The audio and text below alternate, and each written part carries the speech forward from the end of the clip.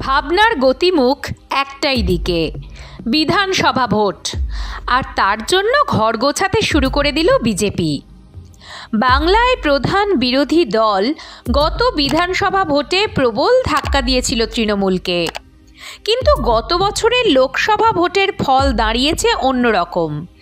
সেখান থেকে খেলা ঘোরাতে মরিয়া পদ্ম শিবির, আর তাই শেষ মুহূর্তে স্ট্র্যাটেজিতে কিছু বদল আনছে বঙ্গ বিজেপি। মণ্ডল সভাপতির তালিকা চূড়ান্ত হয়েছে ইতিমধ্যে। শোনা যাচ্ছে তা নিয়ে নাকি দলের অন্দরে ক্ষোভ রয়েছে খানিকটা। এবার জেলা সভাপতি নির্বাচনের পালা। সামনে বিধানসভা নির্বাচনের বড় লড়াই থাকায় জনপ্রতিনিধিদের জেলার সাংগঠনিক দায়িত্বের বাইরে রাখা যায় কিনা তা নিয়ে ভাবনা চিন্তা চলছে বিজেপির অন্দরে। নিচুতলার সংগঠন যথাসম্ভব মেদহীন ও স্বচ্ছ করতে চাইছেন বঙ্গ বিজেপির ভারপ্রাপ্ত কেন্দ্রীয় নেতারা, তাই এই জোড়া ছাঁকনির ব্যবস্থা। জেলা সভাপতি নির্বাচনের ক্ষেত্রে অন্তত 3 থেকে 4টি নামের তালিকা জমা দেওয়া হবে।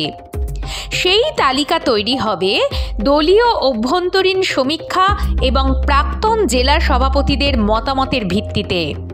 প্রত্যেক সাংগঠনিক জেলা থেকে এই গুচ্ছ নাম নিয়ে দলের কেন্দ্রীয় পর্যবেক্ষক সুনীল বনসল রাজ্য নেতৃত্বের সঙ্গে বৈঠকে বসতে পারেন। সেখানেই চূড়ান্ত হতে পারে জেলা সভাপতিদের নাম। বিজেপি সূত্রের খবর, অন্তত 12টি জেলায় সভাপতির মুখ বদলাতে পারে। গত পঞ্চায়েত ও লোকসভা নির্বাচনে সভাপতিদের কী ভূমিকা ছিল সেটাও শেষ বিচারে গুরুত্বপূর্ণ মাপকাঠি হতে পারে।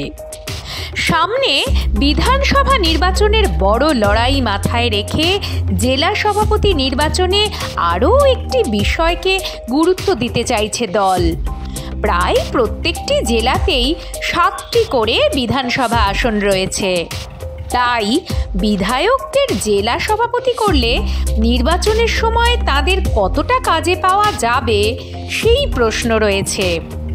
আবার কেউ যদি প্রার্থী পদে আগ্রহী হন, সেক্ষেত্রেও তার সাংগঠনিক কাজ একটি বিধানসভার মধ্যে সীমাবদ্ধ হয়ে যাবে।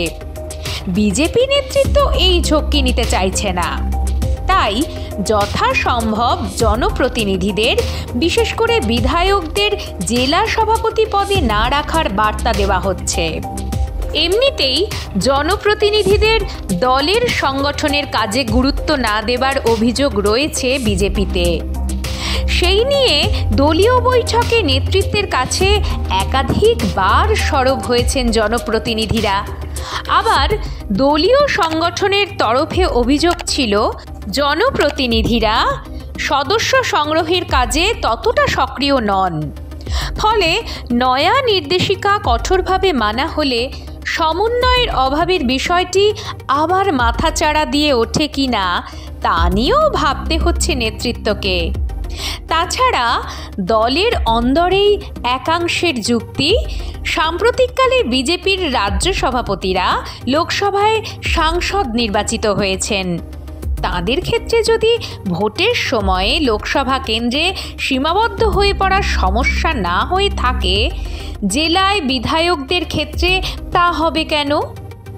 তারপরও বয়স কম, দলের সক্রিয় কর্মী, সার্বিক গ্রহণযোগ্যতা আছে, এই রকম কাউকেই জেলা সভাপতি করার কথা ভাবা হচ্ছে।